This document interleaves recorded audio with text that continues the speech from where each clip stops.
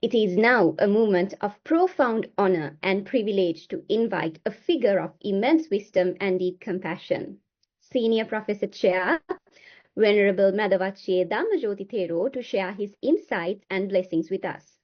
Venerable Senior Professor Chair Madhavachi Dhamajoti Thero has been a guiding light in PGIPBS.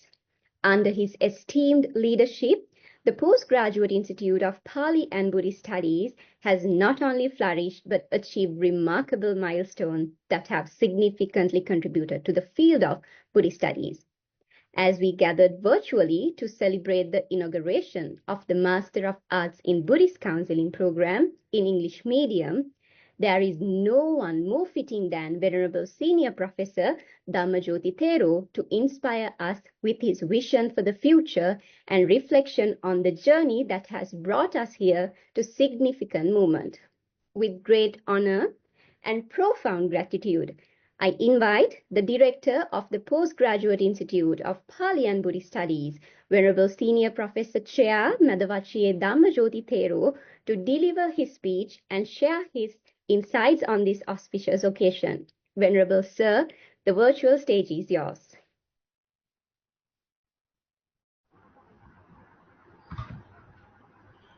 Okay. Thank you very much, Ms. Damitri. Today, we are going to welcome our new students to Postgraduate Institute of Pali and Buddhist affiliated to the University of Kelaniya. Our shortened form is called PGIPBS. PGIPBS. So, today I'm very happy to see the large number of newcomers to our postgraduate course, namely the Buddhist counseling diploma and master's level degrees. So you are very lucky this year because we consider this year as the golden jubilee of our the history of our PGIPBS. This year in June, we are going to celebrate the 50th anniversary of the PGIPBS. So I invite all of you to academically contribute and participate for this immense event in the June. You know that when you select a university or a higher education institute, the one thing you have to consider is that the level and the quality of the university. So in that way, you know that our postgraduate institute affiliated with the University of Kelaniya is a national university in Sri Lanka and number one, and also very high class, high ranked, one of the national universities in Sri Lanka. So after graduated, your certificate will have a very recognition throughout the world. So very important thing you have to consider when you do a postgraduate degree, not only in Sri Lanka, in even in other countries. Selection of the right place, recognized university is very important. So as I said, this is our 50th anniversary year. So by this year, we have developed our institute in a very high level. Over the past 50 years, we everybody know that the institute have been shifted place to place in the Colombo city in a rented houses and buildings. But 2 years ago, 2022 and 3, we could establish a permanent building besides the Kandy Road near the Kelaniya University, not much far from the Colombo city. So now we have very good place to study, our own place, 2 acres land, very nice garden we have, and four-story building we have. Inside we have nice auditorium and very sophisticated classrooms, and also we have very well equipped uh, uh, library, very good library. We have very important sources we have collected in that library. So librarian Miss Dr. Geetani will help you for your studies. So most important thing of our resources is our staff members. We have academic and non-academic staff members. You know, our academic members are very well qualified academic staff members we have. They have among them there are senior professors and doctor and also doctorate holders and other staff members we have. So they have been lecturing these courses over the last 10 to 15 years. So they have enough experience how to conduct and how to teach you about the Buddhist counseling and psychology. So that I'm very proud to say that you are going to meet with our well experienced, well educated, well qualified staff members in the future, and they are also not very old, still young staff members. You can with them you can study very well. So this year, actually, as I said, very important. Uh, we are planning to have that international conference. You can participate, you can contribute as academic students. I want to welcome all of you to our PGIPBS, Postgraduate Institute of Pali and Buddhist Studies. It has a long history, so you are really welcome for that. So today we are going to celebrate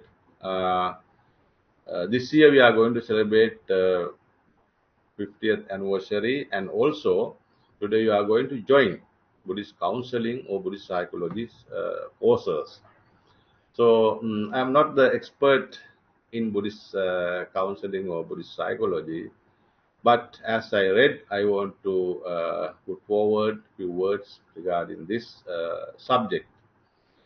You know that in the psychology history, it was started as a philosophic thought of philosophic teaching. Actually, psychology in the Western countries, especially in the Greece, started as a philosophy at the beginning. At the very beginning, they taught psychology as the study on psycho or soul, psycho or soul. Then second step, they thought that study on the mind is the psychology. Study on the mind is the psychology. The third step was that study on the Vinyan, study on Vinyan or consciousness is the psychology. Then later, argument and criticism put forward by other scholars that uh, these subjects, study on mind, study on Vijnana, or study on soul or psycho, is not a psychology, because so-called scientific method, with the so-called scientific method, we cannot prove or experience or evaluate uh, or unmeasurable subjects are mind, subconsciousness, and also the soul. So they criticize that so-called psychology is not a psychology; it's just a imagination of thought which cannot be experienced by our organs. So later on that, I think the 90 end of the towards the end of the 19th century, as I read, uh, this psychology subject turn towards the uh, science of behavior. So science of behavior today, psychology means the science of human behavior. Human, not only human, actually, animal also. So this is the science of human and animal behavior. So that is why we say that behavioral uh, psychology or behavior as behavior considered as the psychology. So so scientifically, that behavior of human and the animal can be evaluated or can be explained up to certain level. But still, there are some argument that psychology doesn't mean the behavioral psychology. But mainly today, psychology means the behavioral psychology or behavior of the human being and the animals. So, so when we consider the history of this psychology in the Western countries, from Greece to today, up to now, 19th century and now 20th century, there was so many changes and development has happened in the history. So in the same line, when we consider our Buddhist studies, also we can see that at the beginning, we know that Buddhism was a philosophy or thought of teachings preached by the Buddha. We can evaluate in many ways it as a philosophy, as a thought, as a living way of life in different ways. But now the time to promote or develop this subject as a psychology and counseling. Psychology and counseling. I think this year, this era is our era to develop, as happened in the Western psychology in the past and present. Our Buddhist psychology can be developed in the same, following the same way, because Buddha once said that, in the Sangarava Sutta, the I proclaim what I proclaim as my teaching is the can be experienced, can be experienced by our sense organs. So I belong to the group which says that their doctrine can be proved by their sense organs. So in that way, we see that Buddha was not just a teacher who taught his doctrine to believe everything, but to follow the scientific method to prove it, like observation, prediction, and experiment, and finally analyze the result. The same scientific method we can apply to our Buddhist teachings related to the psychology and counseling. It is a challenge for us today. Still, which is this the subject is still in a primary level. What Western psychology happened in the past, we have to follow the same step on and same path, and to decide and to develop our Buddhist subject to that way. So that is the important message I want to say you, that other thing is what we teach as a philosophy is nothing to do with the society or nothing to do with the individual progress. Uh, if it has no social value, it is useless. Such a doctrine or teaching will not be remain further in the world. So our duty today is the how to adopt our teachings as the context of psychology or counseling, and put forward our new experiment to the world. So I invite you to be a very effective and dynamic students. Always read about the article, read about the subject, articles, books available in our subject areas, and try to find out new avenues to prove that this subject is a more effective and more useful for the human being. Actually, Buddha also, Buddha taught his teachings, even the Four Noble Truths and other things, to heal the people, to heal the people. So that is mainly focused to attain Nibbana and the high spiritual level healing. But the same doctrine, why can't be used for the mundane level healing? Mm. People need healing today. We know that everybody has a rat race to win their goals. So they have no time to rest. They have no time to think. They have no time to communicate with others. So this is a big unfortunate situation in our society. So they need some kind of rest and think again about who they are, why they are, why we are doing, what is the purpose of our living. In many ways, we have to rethink about our life.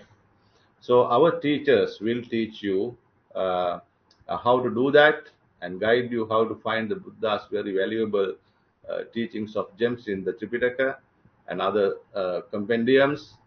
Then with them you have to discuss. Please participate discussions and try to say your own ideas and views. Then try to find out the correct focus of our teaching. So I am very happy today that your registration in our postgraduate institute. We highly appreciate, and I always advise my staff members to uh, uh, help you in every possible ways. And also, this is I know this year this course will be conducted in online, but my suggestion and my request is, though it is in online, please try to come and visit our institute. If you are, no matter you are living in other countries, but at least once a year, one time per year during your study period, try to visit our place and participate practically for our discussion sessions. You know that Professor Vasanta, Senior Professor Vasanta, and other our Desapriya Gunasekara, Senior Professor, Venerable Viriswate Gunajana Professor, and the Dr. Ratnasiri, Dr. Rasoka Velitota, Dr. our Ironi Ariratna, and other lecturers. They are very enthusiastically organize a very practical sessions for you. Uh, I know they organize a very important mm, uh, trip, study trip, practical study trip to the meditation centers in our country. 2 days, 3 days sessions. So I hope if you can participate, even though you are in the outside the country, you can you can check the time period, and you can visit Sri Lanka and actively participate. How do we practice our counseling system of Buddhism, and how can we practically develop our mind and heart according to our wish, our mundane wish. And finally, please try to find how can we help other people who need our help. So I again and again welcome for your registration and your participation for our counseling courses. Thank you very much for selecting our PGIPBS. As I said, is the uh, number one well recognized place for you to study counseling and Buddhist psychology in Sri Lanka. You can ask anybody in the world. What is the position of our institute. And also I want to say you that our institute has the highest number of foreign students in Sri Lanka. We are proud to say that every year our student number is increasing. So the reason is our staff members and our place very effectively support your study.